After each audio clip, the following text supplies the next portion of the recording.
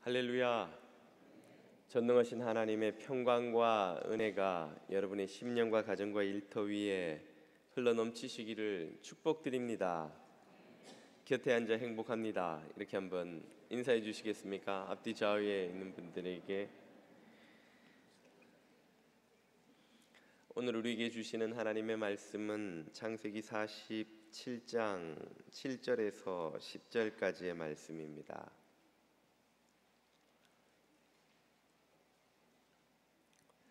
창세기 47장 7절에서 10절을 자매님과 형제님들이 한 절씩 읽겠습니다.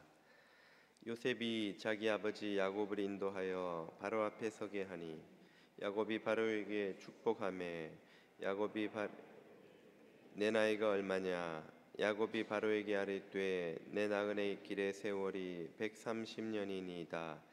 내 나이가 얼마 못 되니 우리 조상의 나그네 길의 연조에 미치지 못하나 험악한 세월을 보내었나이다 하고 야곱이 바로에게 축복하고 그 앞에서 나오니라. 아멘.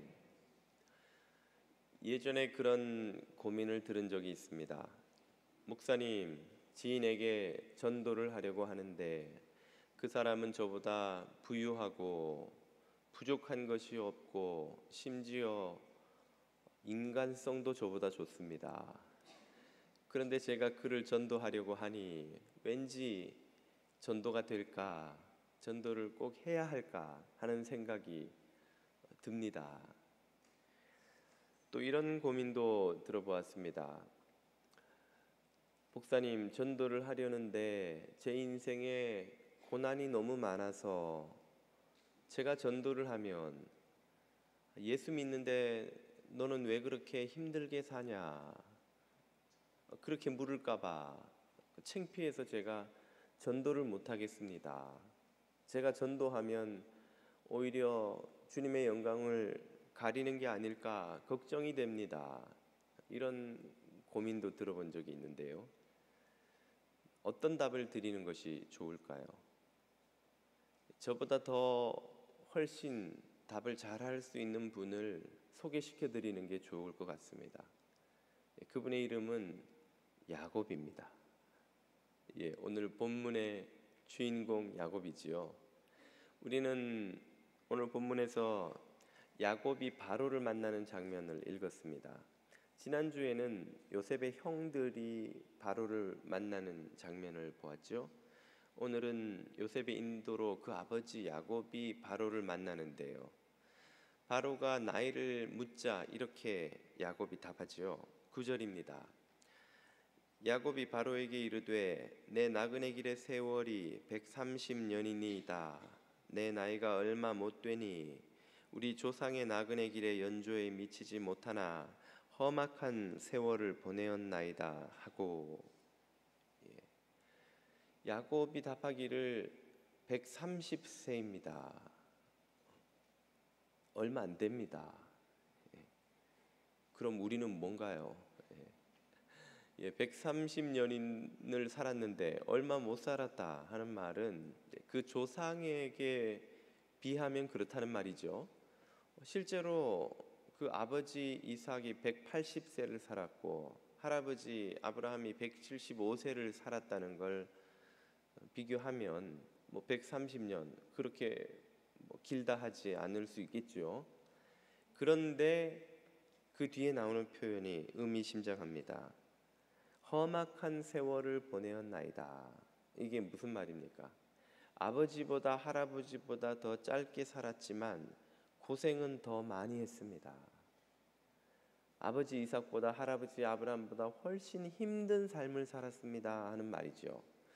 야곱의 생애를 쭉 돌아보면 그 말이 틀리지 않음을 금방 알 수 있습니다.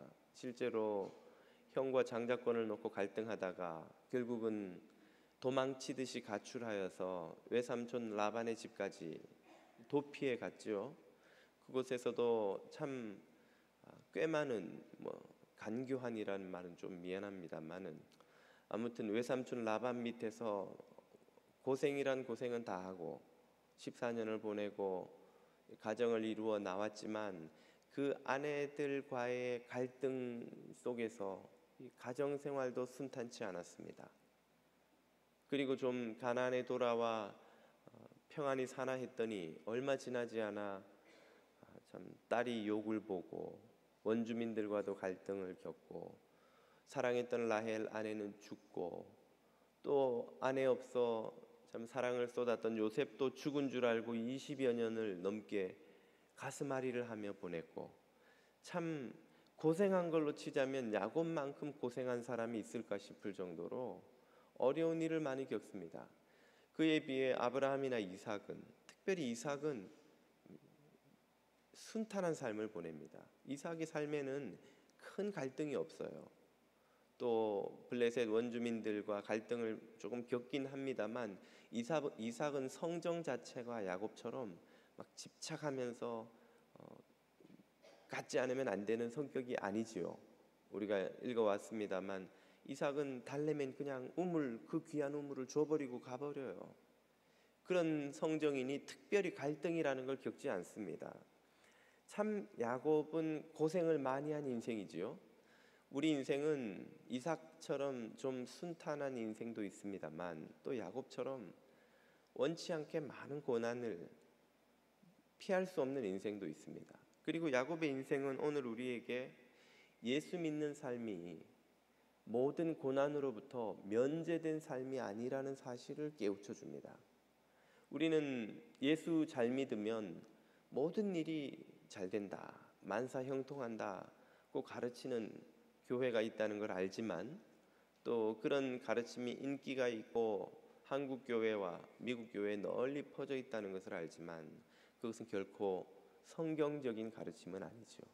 한국에서는 한때 삼중복음이라는 것이 인기를 끌어서 예수를 잘 믿으면 영혼 구원을 받고 육신의 병이 낫고 만사 형통한다, 돈을 번다는 말이에요. 다 잘 된다, 이렇게 가르쳐서 많은 사람들의 인기를 끌었죠. 미국에서도 한때는 적극적 사고방식으로 알려졌던 가르침이 최근에는 긍정적 사고방식으로 이름을 바꿔 달고 교회 안에도 긍정적 믿음이라고 해서 많이 강단에서 선포되고 그래서 나온 책이 잘 되는 나, 후속편이 더 잘 되는 나, 곧 3권이 나옵니다. 무조건 잘 되는 나. 잘 된다는 거예요. 무조건 예수 잘 믿으면 다 잘 된다는 거예요. 그랬으면 좋겠습니다마는 성경은 그렇게 가르치지 않고 우리의 현실도 그렇지 않습니다. 성경은 오히려 우리가 예수를 믿으면 얻는 복이 잘 되는 것, 성공이라고 하지 않고 거룩함, 주님을 닮아가는 것이라고 합니다. 사도 바울은 그 제자들에게 이렇게 설교했죠. 사도행전 14장을 보십시오. 제자들의 마음을 굳게 하여 이 믿음에 머물러 있으라. 이 믿음을 잘 지켜서 이 믿음 위에 굳게 서라 권하고 그러면 우리가 하나님 나라에 들어갈 때 아무 환난도 겪지 않으리라 고 가르치지 않고 우리가 하나님 나라에 들어가려면 많은 환난을 겪어야 할 것이라 하고 믿음을 지키는 삶에는 환난이 없는 면제되는 것이 아니라 오히려 믿음 때문에 환난을 더 겪을 수도 있다는 거예요. 예수님도 제자들에게 나를 위하여 혹은 의를 위하여 핍박받는 자는 복이 있나니 라고 가르치시면서 나를 따라오려거든 많은 핍박을 받을 각오를 하라 그렇게 가르치셨죠. 오히려 그게 복이 있다고 말씀하셨어요. 예수님도 사도들도 예수 잘 믿어서 고난으로부터 면제받는 삶에 대해서는 아무 관심이 없었고 그렇게 가르치신 적도 없습니다. 오히려 예수를 잘 믿기 위해 고난과 핍박, 환난도 감당할 각오를 해야 되고 어쩌면 예수 믿는 것 때문에 더 많이 고난을 겪어야 할지도 모른다고 말씀하셨죠. 주님의 관심은 고생하지 않고 편하게 사는 것, 성공하는 것, 만사 형통하는 것이 아니라 고난을 겪더라도 주님을 닮은 거룩한 삶을 살아가는 것이죠. 오늘 우리 성도들의 관심도 주님의 것을 닮아야 할 줄 믿습니다. 우리는 예수 잘 믿어서 무엇 얻기를 기대하시는지요? 돈도 좀 더 벌고 건강도 더 좋아지고 자녀도 더 잘 되고, 그것이 우리의 기대라면 우리는 지금 초점을 잘못 맞추고 있는 것입니다. 우리는 엉뚱한 데를 바라보고 있는 거예요. 저와 여러분의 기도의 제목과 관심과 구하는 바가 주님을 닮은 거룩한 삶으로 주님을 쫓아가는 것 되기를 축복드립니다. 야곱이 바로 앞에서 한 대답을 잘 살펴보면 반복되는 단어가 등장합니다. 그것은 나그네 길입니다. 나그네 길. 9절을 다시 한번 보시죠. 야곱이 바로에게 아뢰되 내 나그네 길의 세월이 130년이니이다. 내 나이가 얼마 못 되니 우리 조상의 나그네 길에 연조에 미치지 못하나 험악한 세월을 보냈나이다. 야곱은 자신의 인생이 나그네 길이라고 하고 우리 조상들의 삶도 나그네 길이었다, 그렇게 말하죠. 야곱의 길, 나그네 길이 맞죠. 지금 자기 땅도 한 뼘 없이 이 애굽에 흘러 들어와서 흉년을 피할 수 있는 길을 바로에게 도움을 요청하고 있는 사람이니까 나그네라 할 만합니다. 그 조상들은 어떠했나요? 창세기 17장으로 돌아가 보시면 하나님이 아브라함에게 하시는 말씀입니다. 내가 너와 내 후손에게 내가 거류하는 이 땅. 아브라함이 지금 거류하고 있다고 하죠. 거류라는 단어를 사전에서 찾아보면 남의 땅에 임시로 머물러 사는 것이라고 말합니다. 흔히 거류민이라는 표현을 쓰죠. 토착민, 원주민들과 달리 거류민은 지나가는 나그네들, 떠돌아다니는 사람들을 말합니다. 아브라함이 거류민이었다는 거예요. 나그네였다는 것이죠. 그런데 네가 거류하는 나그네로 사는 이 땅, 곧 가나안 온 땅을 너와 내 자손에게 주어서 언젠가는 주어서 영원한 기업이 되게 하고 나는 그들의 하나님이 되리라. 너희는 분명히 지금 거류민인데 나그네인데 언젠가는 내가 너희를 이 땅의 상속자가 되도록 주인이 되도록 해주겠다는 거예요. 바로 이것이 아브라함의 이중적인 신분입니다. 아브라함은 지금 이 땅에 나그네로 살지만 상속자가 될 것을 바라보고 있어요. 거류민으로 살지만 이 땅의 주인이 될 것을 기다리고 있습니다. 이삭 역시 마찬가지죠. 창세기 28장을 보십시오. 아브라함에게 허락하신 복을 내게 주시되 너와 함께 내 자손에게도 주사. 하나님이 아브라함에게 주신 땅, 곧 내가 거류하는 땅을, 이삭도 거류민으로 살았단 말이에요. 그런데 네가 차지하게 하시기를 원하노라. 그 땅을 이삭에게도 주겠다는 약속을 주시죠. 이 땅에 나그네로 살지만 상속자가 되기를 기다리는 삶, 이것이야말로 오늘 이 땅을 살아가는 저와 여러분, 우리 성도들의 삶의 정체라고 할 수 있습니다. 우리는 이중적 신분을 갖고 살아가요. 우리는 이 땅에 발 딛고 살아가지만 이 땅의 나그네로 살아갑니다. 동시에 이 땅을 상속할 것을 기다리는 상속자로 또 살아가는 것이죠. 그것이 오늘 우리들의 정체입니다. 언젠가 제가 시리즈 설교로 말씀을 드렸듯이 우리는 이 땅이 새 하늘과 새 땅으로 완성되고 회복되기를 기다리고 있죠. 우리는 이 땅을 폐기시켜버리고 저 하늘 어딘가에 천국이 마련되리라고 믿었던 시대를 살았습니다만, 지나왔습니다만, 오늘날 많은 학자들은 성경을 새롭게 보며 그 하나님이 약속하신 완성될 하나님 나라, 새 하늘과 새 땅이 이 땅의 치유와 회복을 통해 이루어지리라고 믿고 있습니다. 그렇다면 오늘 우리는 이 땅의 나그네로 살지만 동시에 이 땅을 언젠가는 상속할 자로서 이 땅의 치유와 회복을 기다리며 살아가는 사람들이죠. 바로 그렇기 때문에 우리는 이 땅이 플라스틱 쓰레기로 뒤범벅이 되는 것을 가슴 아파하고 그것을 막으려 하고 이 땅의 환경 파괴를 되돌리려고 애쓰는 것입니다. 만약 우리가 이 땅을 폐기시켜버리고 불에 다 태워버리고 저 하늘 어딘가에 있는 천국으로 갈 운명이라면 무엇하러 이 땅을 지키려고, 이 땅을 깨끗하게 파괴하지 않으려고 애를 쓰며 수고할 이유가 있단 말입니까? 길어봐야 우리가 앞으로 몇 년이나 더 여기 산다고. 그 플라스틱 쓰레기가 당장 우리 문제인가요? 그것이 우리의 호르몬 체계에 영향을 줘서 미칠 부작용이 몇 세대 후에나 나타날지도 모르는데, 지금 당장 우리가 그것 때문에 못 살지는 않잖아요. 우리가 뉴스를 보다가 뭐 이런 음식은 조심해야 되고 저런 거 조심해야 되고 하도 많은 정보가 쏟아지니까 결국 어떤 선택을 합니까? 그거 다 따지다가는 먹을 거 없다, 그냥 먹고 잘 살다가 죽자. 그 음식들 몇 가지가 주는 데미지보다 우리가 그냥 약 먹고 남은 생이 얼마 되지 않으니까 사는 게 더 쉬운 아이디어라고 생각하지 않나요?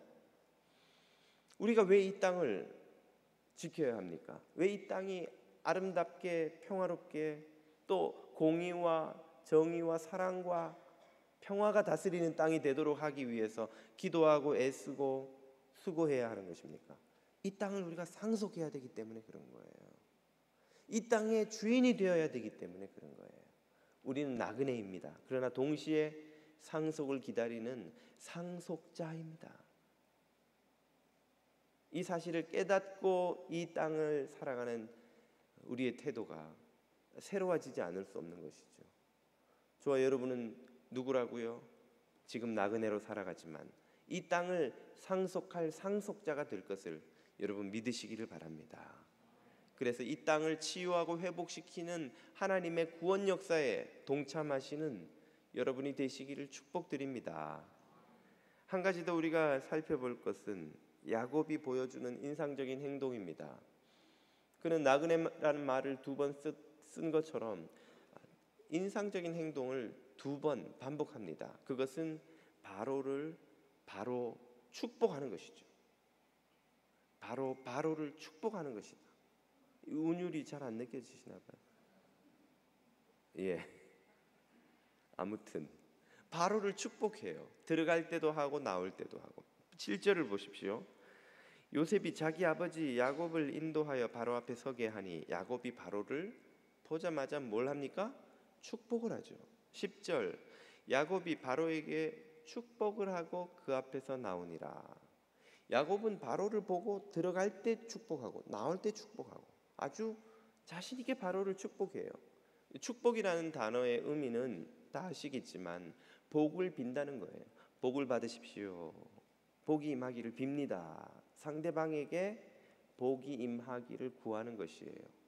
이 축복하는 행위는 뭘 전제로 합니까? 복을 베풀려는, 나누어 주려는 내가 먼저 그 복을 받은 사람이라는 걸 전제로 하지 않나요? 아니 나도 복을 못 받았는데 어디 뭐 남에게 복 받으라고 빌어주면 그 복 빌음을 받는 사람이 공감이 되겠어요?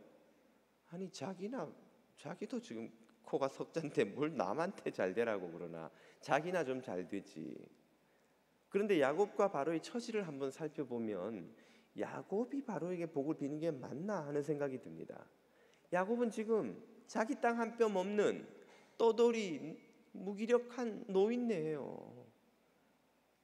바로의 도움을 얻으려고 지금 이 애굽 땅까지 왔잖아요. 그런가 하면 그 앞에서 복 빌음을 받는 바로는요, 당대 최강 제국의 최고 권력자입니다. 바로에게 돈이 부족합니까? 권력이 부족합니까? 무슨 땅이 부족합니까? 뭐 당연히 더 젊었겠죠. 야곱보다는.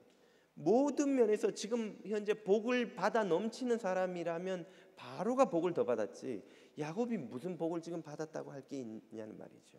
복을 빌면 오히려 바로가 야곱에게 아이고 노인장 좀 하나님이 당신에게 복 주시기를 바라오, 이렇게 바로가 복을 빌어줘야 되는 입장이 아닌가 말이에요.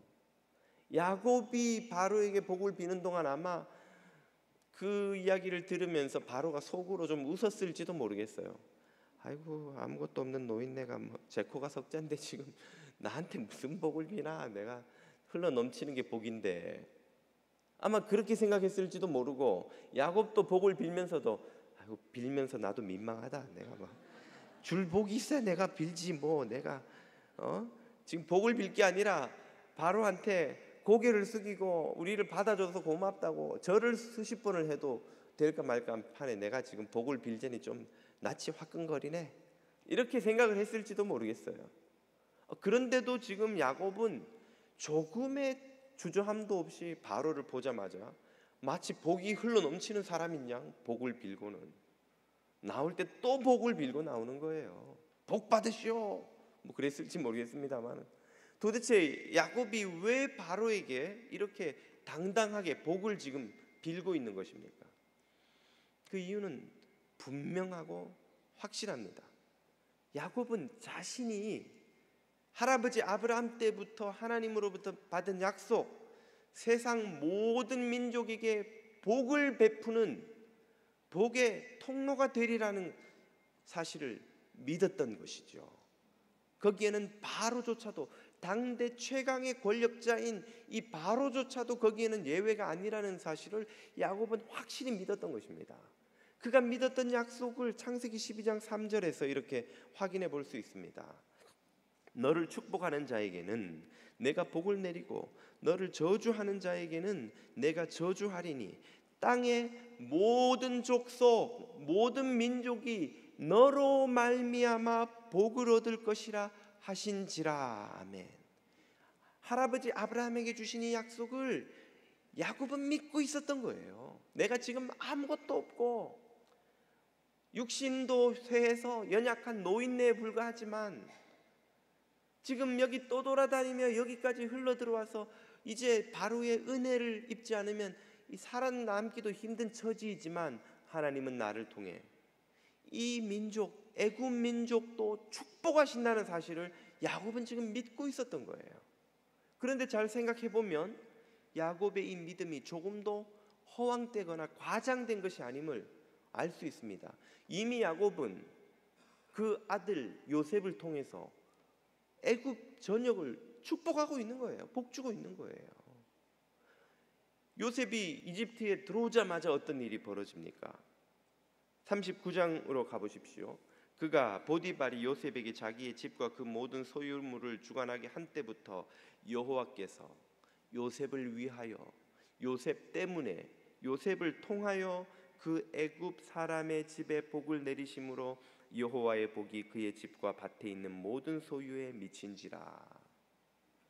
요셉이 보디발의 집에 가자 그래서 보디발의 집 총무가 되니까 보디발의 집이 다 복을 받는 거예요. 요셉이 나중에 감옥에 가니까 이번에는 그 복이 그 감옥에 있네요. 그리고 마침내 요셉이 애굽의 총리가 되니까 그 복이 애굽 전역까지 퍼져가는 것입니다. 그 사실을 41장에서 또 확인할 수 있죠. 요셉이 애굽 땅에 있는 그 7년 곡물을 거두어 각 성에 저장하되 54절 요셉의 말과 같이 7해 흉년이 들기 시작하매 각국에는 기근이 있으나 오직 요셉 온 땅에만 먹을 것이 있더니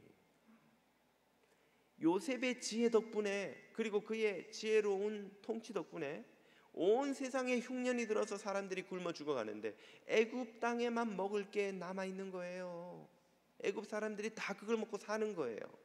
애굽 사람만 사는 게 아니라 주변에 있는 사람들까지 애굽의 곡식을 사러 와서 먹고 생명을 이어가는 것이죠. 그리고 그 과정에서 애굽은 어떻게 되겠습니까? 이전보다 더 주변 지역에 영향력을 끼치는 부강한 나라로 도약할 수 있는 발판을 마련하게 된 것이죠. 무슨 이 일들이 누구 덕분에? 요셉의 지혜 덕분에. 야곱은 바로를 축복하기 전부터 이미 그의 아들 요셉을 통해 애굽을 복주고 있는 축복의 통로로 쓰이는 거예요. 야곱과 야곱의 자손들이 지금 하나님의 약속대로 애굽 사람들을 복주고 있어요. 그리고 이 약속의 성취는 더 나아가서 마침내 궁극적인 완전한 성취를 맛보게 됩니다. 언제? 바로 예수 그리스도의 시대에 말이죠.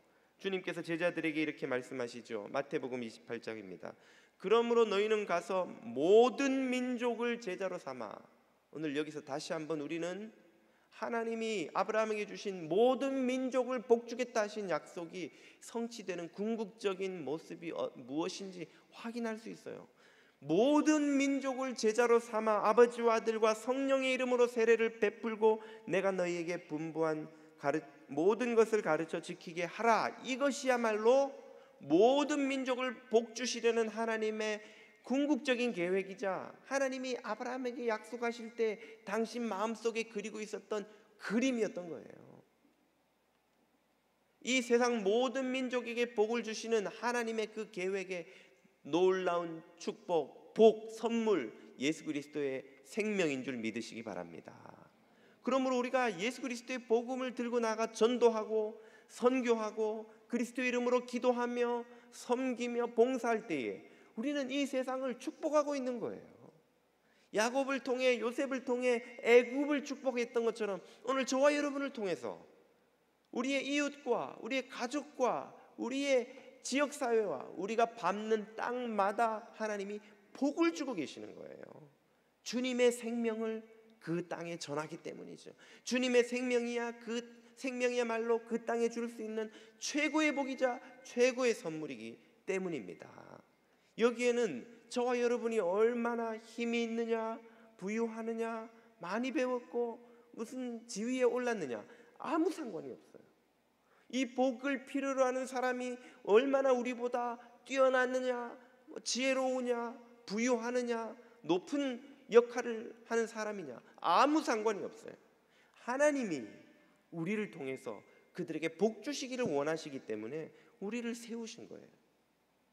하나님이 우리를 통해서 그들에게 복을 주고 계시는 거예요. 우리 사람의 눈으로는 내가 전도하려고 보니까 저 사람은 참 나보다 교양도 있고 인간성도 좋고 더 배웠고 돈도 더 많고 부족한 게 없는데 내가 저 사람한테 뭘 전할 수 있겠는가? 저 사람은 권력도 있고 힘도 있고 세상에서도 다들 고개 숙이는 그런 훌륭한 사람인데 내 말을 듣겠는가 말이에요. 내가 전도하려니까 나는 사장님한테 월급 받고 살아가는데 사장님이 내 이야기를 귀등으로나 듣겠는가?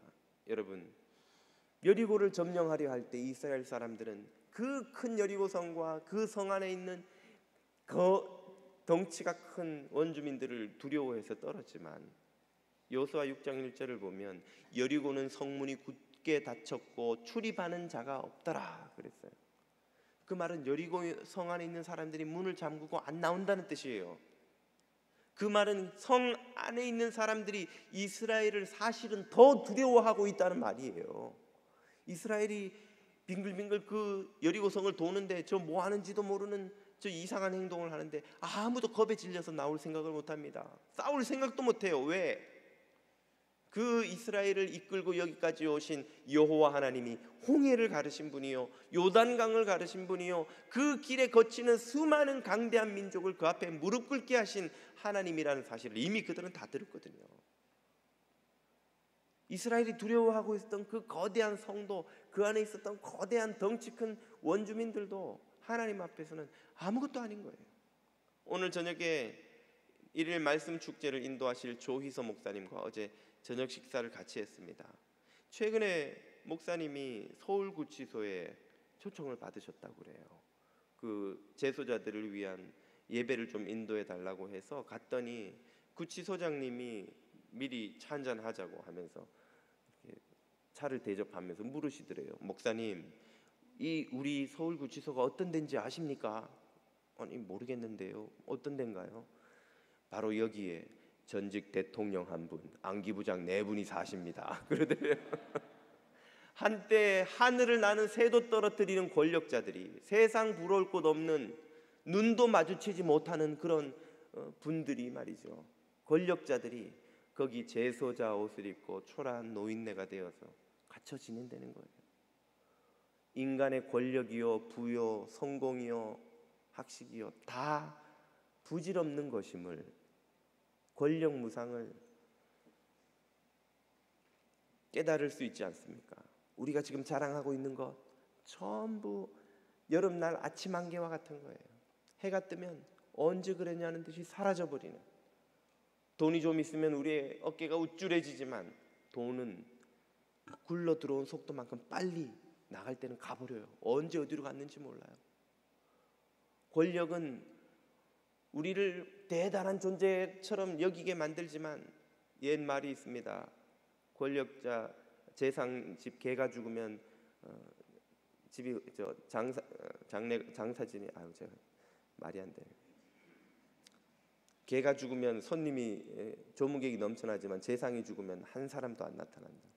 권력도 순식간이에요. 휙 지나가고 나면 아무도 기억하지 않아요. 20세기 초반에 내노라 하는 부자요, 권력자요, 학자요, 기침 한 번씩 하던 사람들이 채 100년이 지나지 않았지만 99.9%가 이름을 아무도 기억 못합니다.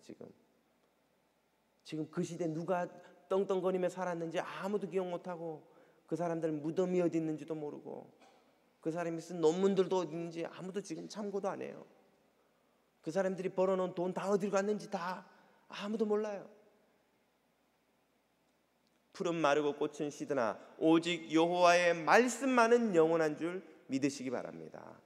세상 어떤 복도 예수 그리스도가 주는 생명만큼 크고 놀라운 복은 없습니다. 우리가 그러므로 어떻게 아무것도 아닌 우리가 뭘 줄 수 있나요? 예수님의 이름을 드리면 되는 거예요. 예수 안에 있는 생명을 주면 되는 거예요. 그래서 베드로는 뭐라고 하였습니까? 사도행전 3장으로 가보십시오.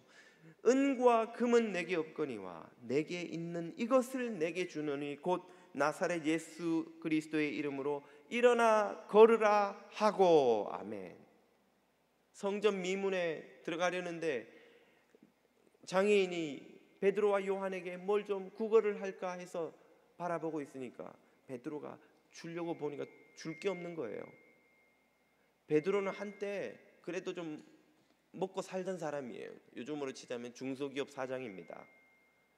그 예수님의 부름을 받을 때 보면 베드로가 자기 배와 일꾼을 버려두고 예수님을 쫓았다 그랬어요. 자기 배에 일꾼을 부리면서 고기잡이 하던, 요즘도 바닷가에서 자기 배 가지면 선주로서 그래도 그 동네에서 먹고 살만하지 않나요? 베드로도 자기 비즈니스를 하던 사람이에요. 자기 배도 있었고 일꾼을 월급 줘가면서 싹 줘가면서 부리던 사람이에요. 그런데 예수님을 쫓아다니다 보니 어떻게 됐습니까? 돈 벌 시간이 있어야죠. 주님을 쫓아다니다 보니까. 그러니까 예수님이랑 제자들은 돈이 없는 거예요. 헌금 들어오면 유다가 돈 관리를 하고, 또 제자들이 먹을 거 공개하면 그 집에 가서 먹고, 그걸로 음식 사 먹다가 다 떨어지면 굶는 거죠. 그래서 예수님이 한 번씩 초대받으면 잘 드셨어요. 아주. 그래서 예수님의 적제자들이 예수님 보고 뭐라고 비난했습니까? 먹기를 탐하는 자요 마시기를 즐기는, 포도주를 즐기는 자로다. 왜요? 지금 안 먹으면 또 언제 먹을지 모르니까 먹을 수 있을 때 많이 먹어야 되는 거예요. 그게 예수님과 제자들의 삶의 그 살아가는 방식이었어요. 그러니 제자들이 예수님 승천하시고 모여 있다가 성전에 기도하러 올라갔는데 뭘 구걸하는 사람한테 줄래니까 주머니에 돈이 없는 거예요. 그러니까 뭐라 그래요? 은과 금은 내게 없거니와, 줄 게 없다. 하지만 그것보다 더 놀라운 선물을 내가 줄 수 있으니 곧 나사렛 예수 그리스도의 이름으로 일어나 걸으라. 예수 그리스도가 최고의 선물인 줄 여러분 믿으시기 바랍니다. 돈을 주는 것도, 그 어떤 유산을 자녀에게 상속해 주는 것도, 그 어떤 지위나 어떤 특혜를 주는 것도 예수님의 생명을 주는 것보다 귀한 게 없어요. 그러니까 야곱이 아무것도 없는 떠돌이 노인네지만 당대 최강의 부유한 자요 권력자 앞에 가서 바로요 복 받으시오. 내가 주님의 복을 당신에게 빕니다. 주님이 당신에게 복 주실 겁니다. 당당하게 축복할 수 있었던 거예요. 오늘 우리도 예수 그리스도를 세상에 전할 때에 세상 그 어느 것도 비교할 수 없는, 그 누구도 줄 수 없는 복과 선물을 세상에 전하는 자로 서 있는 것입니다. 여러분, 저와 여러분 안에 세상 최고의 보물인 예수 그리스도의 이름이 있는 줄을 믿으십니까? 이 이름을, 이 보물을, 이 생명을 아끼지 말고 세상에 선포하고 전하고 복을 전하는 그런 축복의 통로로 저와 여러분이 살아가실 수 있기를 축복드립니다. 기도드리겠습니다.